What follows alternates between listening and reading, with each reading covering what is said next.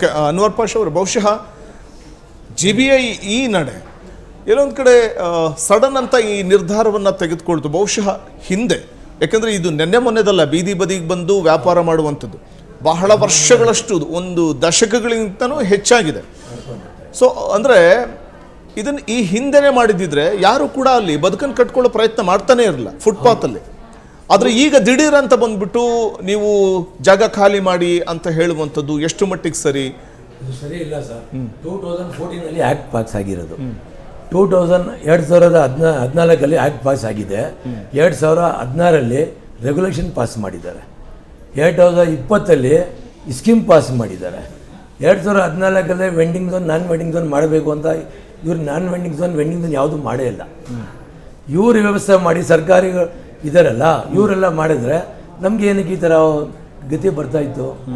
ಇವ್ರ ಸಿಸ್ಟಮಲ್ಲಿ ಸ್ವಲ್ಪ ಸರಿಯಾಗಿಲ್ಲ. ಸಿಸ್ಟಮ್ ಹೆಂಗಿದೆ, ಸಿಸ್ಟಮ್ ಇದು ಫುಟ್ಪಾತ್ ರಹಿತ ವಲಯ ಅಥವಾ ಫುಟ್ಪಾತ್ ಸಹಿತ ವಲಯ ಅಂತ ಮಾಡಿಲ್ಲ ಅಂತ ನೀವು ಹೇಳಿ. ಹೌದು, ಇವ್ರು ಮುಂದ್ಗಡೆ ಮಾಡಿ ನಮ್ಗೆ ನೋಡಿ ಬೀದಿ ವ್ಯಾಪಾರ ಎಲ್ಲಿ ಜಾಗ ಇದೆ ಅಲ್ಲಿ ಕುತ್ಕೊಂಡು ಅವ್ರು ವ್ಯಾಪಾರ ಮಾಡ್ತಾರೆ, ಅವ್ರ ಜೀವನ ನಡೆಸ್ಕೊಂಡು ಹೋಗೇ ಮಾಡ್ತಾರೆ. ನೀವು ಸಿಸ್ಟಮಲ್ಲಿ ಮಾಡಬೇಕು. ಎಕ್ಸಾಂಪಲ್ ನೋಡಿ, ಮೊನ್ನೆ ಗಾಂಧಿ ಬಜಾರಲ್ಲಿ ಮಾಡಿದ್ದಾರೆ. ಗಾಂಧಿ ಬಜಾರಲ್ಲಿ ಏನು ಮಾಡಿದ್ದಾರೆ, ಒಂದು ಟೈಪಿಂಗ್ ಹಾಕಿ ಕೊಟ್ಟಿದ್ದಾರೆ. ಈ ಕಡೆ ಬೀದಿ ವ್ಯಾಪಾರಸ್ಥರು, ಈ ಕಡೆ ಅಂಗಡಿಯವರು, ಯಾವುದೂ ಸಮಸ್ಯೆ ಇಲ್ಲ. ಈ ಥರ ಎಲ್ಲರಿಗೂ ಮಾಡಿ ಕೊಟ್ಟರೆ ಎಲ್ಲರಿಗೂ ಅನುಕೂಲ ಆಗುತ್ತೆ. ಅಲ್ಲಿರೋ ರೀತಿಯ ಒಂದು ರಸ್ತೆ ಬಹುಶಃ ತುಂಬ ಅಗಲವಾಗಿರಬಹುದು ಅಂತ ಅನ್ಸುತ್ತೆ ರಸ್ತೆ, ಹಾಗಾಗಿ ಅಲ್ಲಿ ಓಕೆ. ಆದರೆ ಎಲ್ಲ ಕಡೆನೂ ಹಂಗೆ ಇರಬೇಕಲ್ಲ, ಎಲ್ಲ ಕಡೆ ಈಗ ಚಿಕ್ಕದಾಗಿ ರಸ್ತೆ ಇರುತ್ತೆ. ಸೊ ಅಂತ ಕಡೆ ವ್ಯವಸ್ಥೆ ಮಾಡೋದು ಕಷ್ಟ. ಅಂತ ಕಡೆ ಎಷ್ಟು ವ್ಯಾಪಾರಸ್ಥವ್ರೆ ಅವ್ರಿಗೆ ಗುರುತು ಮಾಡಿ ಅವ್ರಿಗೆ ಬೇರೆ ಕಡೆ ಎಲ್ಲ ಇದು ಮಾಡ್ಬೋದು, ಜಾಗ ಮಾಡಿ ಕೊಡ್ಬೋದು. ಅವ್ರಿಗೆ ಕೇಳ್ಬಿಟ್ಟು ಇವ್ರು ಮಾಡ್ಬೋದು.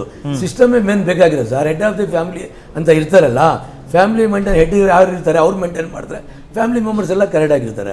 ನಮ್ಮದೇ ಡಿಫ್ರೆನ್ಸ್ ಆಗಿ ನಮ್ಮೆಲ್ಲ ತಪ್ಪು ಮಾಡಿದ್ರೆ ಹೆಂಗೆ ಅದು? ನೀವು ಇಲ್ಲಿ ಮಾಡ್ತಾ ಇದ್ದೀರಾ ವ್ಯಾಪಾರ, ಅಲ್ಲಿ ಮಾಡ್ತಾ ಇದ್ದೀರಾ, ನೀವು ಹಿಂಗೆ ಕೂತ್ಕೊಂಡಿದ್ದೀರಾ, ಆ ಥರ ಕೂತ್ಕೊಂಡಿದ್ದು ಸರಿ ಇಲ್ಲ. ಮೊದಲು ಸಿಸ್ಟಮ್ ಹೆಂಗಿದೆ ಆ ಥರ ಮಾಡಬೇಕು. ನೋಡಿ, ಸ್ವಲ್ಪ ದಿನ ಮುಂಚೆ ಅಲ್ಲ, ಸಿಸ್ಟಮ್ ಹಾಗೆ ಇದೆ ಅಂತ ಹಾಗೇನು ಬಿಡಕ್ಕಾಗಲ್ವಲ್ಲ. ದಾರಿ ಹೋಕ್ರಿಗೆ ಜಾಗ ಬೇಕೇ ಬೇಕಲ್ಲ. ಮೇಡಮ್ ಹೇಳ್ತಾ ಇದ್ರು, ನೀವು ಮಲ್ಲೇಶ್ವರಂ ತಾವು ನೋಡಿರ್ತೀರಿ ಯಾವ ರೀತಿ ಇರುತ್ತೆ. ದಾರಿ ಹೋಕರು ಹೋಗ್ಲಿಕ್ಕೂ ಕೂಡ ಜಾಗ ಇರೋದಿಲ್ಲ, ರಸ್ತೆಯಲ್ಲಿ ಇಳಿದು ಹೋಗ್ಬೇಕಾದಂತ ಒಂದು ಪರಿಸ್ಥಿತಿ ಇದೆ. ಈ ರೀತಿ ಇದ್ದಾಗ ದಾರಿ ಹೋಕರಿಗೋಸ್ಕರ ಜಾಗ ಮಾಡ್ಕೊಡೋದು ಅಥವಾ ಫುಟ್ಪಾತ್ ತೆರವು ಮಾಡಿ ಅಂತ ಹೇಳೋದು ತಪ್ಪೇ? ಹಾಗಾದ್ರೆ ತಪ್ಪು.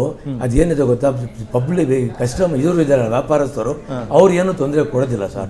ಅಲ್ಲ, ಅಡ್ಡಡ್ಡ ಎಲ್ಲ ಅವ್ರು ತೊಂದರೆ ಕೊಡೋದಿಲ್ಲ. ಅಡ್ಡಡ್ಡೆಲ್ಲ ಅಂಗಡಿ ಇಟ್ಕೊಂಡ್ಬಿಟ್ರೆ ಜನ ಓಡಾಡೋದು ಹೇಗೆ? ಅದಕ್ಕೆ ನೀವು ಡಿಪಾರ್ಟ್ಮೆಂಟ್ ಅವರು, BBMP ಅವರು ಅದು ಒಂದು ಸಿಸ್ಟಮ್ ಮಾಡಿ ಈ ಥರ ಮಾಡಿಕೊಟ್ರೆ ಅವ್ರು ಸರಿಯಾಗಿ ಮಾಡ್ಕೊಂಡು ಹೋಗ್ತಾರೆ.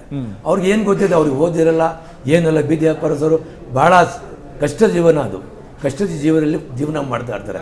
ಹೆಂಗೋ ಒಂದು ಇವತ್ತು ಸಂಪಾದನೆ ಮಾಡ್ಕೊಂಡು ಹೋದರೆ 100, 200, 300 ರೂಪಾಯಿ ಮಾಡ್ಕೊಂಡು ಹೋದ್ರೆ ಅವ್ರ ಜೀವನ ನಡೀತದೆ. ಯಾರು ಆರಾಮಾಗಿದ್ದಾರೆ ಅವ್ರು ಹೇಳ್ತಾರೆ, ನಮಗೆ ಕಷ್ಟ ಇದೆ, ನಮಗೆ ಹೋಗಿ ಬರೋಕ್ಕೆ ಆಗಲ್ಲ, ಈ ಥರ ಆ ಥರ ಅವ್ರಿಗೆ ಹೇಳ್ತಾರೆ. ಕಾರಲ್ಲಿ ಓಡಾಡೋ, ರೋಡಲ್ಲಿ ಓಡಾಡೋದು, ಫುಟ್ಪಾತ್ ಮೇಲೆ ಯಾರೂ ಬರೋಲ್ಲ. ಗಾಡಿ ಮೇಲೆ ಓಡಾಡೋರು, ಅವ್ರದ್ದು ದುಡ್ಡು ಇರ್ತದೆ, ಬಂದರೂ ಕೇಸ್ ಹಾಕ್ತಾರೆ, 500,000 ಕೊಟ್ಟಾನ ಅಂತ ಹೇಳ್ಬಿಟ್ಟು ಅವ್ರು ಬರ್ತಾರೆ. ಅವ್ರಿಗೆ ಸಿಸ್ಟಮಲ್ಲಿ ನೀವು ಫೋರ್ಸ್ ಮಾಡಿ ಅವ್ರಿಗೆ ಇದು ಮಾಡಬೇಕಾಗಿರೋದು.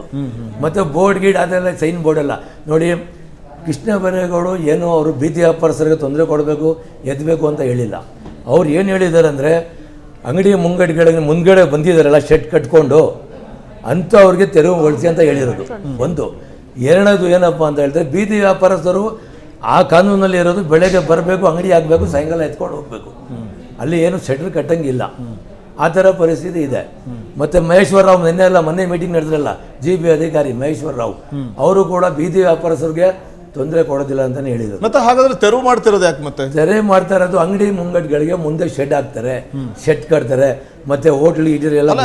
ಹಾಗಾದ್ರೆ ನೀವು ಹೇಳಿದ್ದು ಓಕೆ. ಸೊ ಆ ರೀತಿ ಇದ್ದವ್ರು ಮಾತ್ರ ತೆರವು ಮಾಡ್ತಾರೆ ಅಂದ್ರೆ ಮತ್ತೆ ನಿಮ್ಗೆ ಯಾಕೆ ಆತಂಕ? ಆತಂಕ ಅಂದರೆ ನಮಗೆ ಭಯ ಹೋಗ್ಬಿಟ್ಟಿದೆ. ನಾವು ಸಾಲ ಮಾಡಿ ಎಲ್ಲಿಂದ ಬಂಡವಾಳ ತಗೊಬರ್ತೀವಿ, 5,000, 2,000, 3,000 ಅವ್ರಿಗೆ ಬಡ್ಡಿ ಕಟ್ಟಬೇಕು, ಫೈನಾನ್ಸ್ ಕಟ್ಟಬೇಕು, ಮತ್ತು ಪ್ರಧಾನಮಂತ್ರಿ ಸೇವಾ ನಿಧಿ ಸ್ಕೀಮ್ದು ಅವ್ರದ್ದು ಕಟ್ಟಬೇಕು. ಅವ್ರದ್ದು ಅಮೌಂಟ್ ಕಟ್ಟಿಲ್ಲ ಅಂದರೆ ಅವ್ರು ನಮಗೆ ಬ್ಲ್ಯಾಕ್ ಲಿಸ್ಟಲ್ಲಿ ಹಾಕ್ತಾರೆ. ಈ ಥರ ನಮ್ಮದು ಕಷ್ಟ ನಡೀತಾ ಇದೆ. ಇವರೆಲ್ಲ ಇರೋರೆಲ್ಲ ಏನೋ ನಮಗೆ ತೊಂದರೆ ಆಗ್ತಾಯಿದೆ ಹೋಗೋಕ್ಕೆ ಇದು ಅಂತ ಹೇಳ್ತಾರೆ. ನೀವು ಇರೋರು ಎಲ್ಲರೂ ಏನಪ್ಪ ಇವ್ರಿಗೆಲ್ಲ ಏನೋ ಒಂದು ದಾರಿ ಮಾಡಿಕೊಡಿ, ಇವರು ಬದುಕಲಿ ನಿಮ್ಮ ಜೊತೆಗೆ ಇಲ್ಲ ಅಂತ ಹೇಳಿದ್ರೆ ಸಪ್ರೇಟಾಗಿ ಬದುಕಲಿ. ಅವ್ರಿಗೆ ಏನೋ ಮೋಸ ಆಗ್ಬೋದು, ನಮ್ಮ ಜೊತೆಗೆ ಬದುಕಲಿ ಅಂತ. ಬಡವರು ಶ್ರೀಮಂತರು ಅಂತ ಬರುತ್ತಲ್ಲ, ಆ ವಿಷಯಕ್ಕೆ ನಾನು ಹೇಳ್ತೀನಿ. ಅವರು ಬದುಕಲಿ, ಬಡವರು ಪಾಪ ಅಂತ ಏನೋ ಒಂದು ಮನಸ್ಸು ಮಾಡಬೇಕು. ನಮ್ಮ ಹೀಗೆ ಮಾಡಬೇಕು. ನಮಗೆ ಓಡಾಡೋಕ್ಕೆ ತೊಂದರೆ ಆಗುತ್ತೆ, ಕಷ್ಟ ಆಗುತ್ತೆ ಅಂದರೆ ಅದೆಲ್ಲ ಆಗದಿರೋದು ಕಷ್ಟ ಸರ್. ಬಡವ್ರು ಬದುಕಬೇಕು ಅಂತ ಏನೋ ಒಂದು ಒಳ್ಳೆ ದೊಡ್ಡ ಮನಸ್ಸು ಮಾಡಿ ಬಿಡಬೇಕು ಅವ್ರಿಗೂ. ಬೀದಿ ವ್ಯಾಪಾರಸಿ ಅವ್ರು ನೋಡಿ ಅವ್ರ ಮನೆಗೆ ಫ್ಯಾಮಿಲಿ ಇರ್ತದೆ, ಅವ್ರ ಹೆಂಡತಿ ಮಕ್ಕಳಿದ್ದಾರೆ, ಸ್ಕೂಲ್ ಸೇರಿಸ್ಬೇಕು, ಮಕ್ಕಳನ್ನ ಫೀಸ್ ಕಟ್ಟಬೇಕು, ಏನೇನೋ ಪ್ರಾಬ್ಲಮ್ಗಳು ಇರ್ತವೆ, ಅದು ನೋಡೋದಿಲ್ಲ. ಇವ್ರಿಗೆ ಓಡಾಡೋಕ್ಕೆ ತೊಂದರೆ ಅಂತ ಹೇಳ್ಬಿಡ್ತಾರೆ. ಅವ್ರು ಓಡಾಡೋಕ್ಕೆ ತೊಂದರೆ ಕೊಡೋದಿಲ್ಲ ಯಾವ ಬೀದಿ ವ್ಯಾಪಾರಸ್ಥರು. ನಾವು ಯಾರು ತೊಂದರೆ ಕೊಡೋದು, ನೀವು ಯಾಕೆ ಇಲ್ಲಿ ಓಡಾಡ್ತಿದ್ರಿ, ಹೋಗಿ ಆ ಕಡೆ ಅಂತ ಯಾರು ಹೇಳಲ್ಲ. ಯಾರು ಹೇಳಲ್ಲ. ಓಡಾಡ್ಲಿಕ್ಕೆ ಸಮಸ್ಯೆ ಆಗುತ್ತಲ್ಲ ಅಂತ, ನಡೆದಾಡೋದಕ್ಕೆ ಜಾಗನೇ ಇರಲ್ವಲ್ಲ ಅಂತ. ಆ ಥರ ತೊಂದರೆ ಇಲ್ಲ. ಅವ್ರು ನಡಾಡೋಕ್ಕೂ ಜಾಗ ಇದೆ, ಇಷ್ಟು ಜಮಾನಿಂದ ಇದೆಲ್ಲ. ಇವಾಗ ಏನಪ್ಪ ಅಂದರೆ ಆಚೆಗಡೆ ಪಬ್ಲಿಕ್ಕೆಲ್ಲ ಬಂದು ಸ್ವಲ್ಪ ಪಾಪ್ಯುಲೇಷನ್ ಜಾಸ್ತಿ ಆಗಿ ಸ್ವಲ್ಪ ಓಡೋಕ್ಕೆ ತೊಂದರೆ ಇರ್ಬೋದು.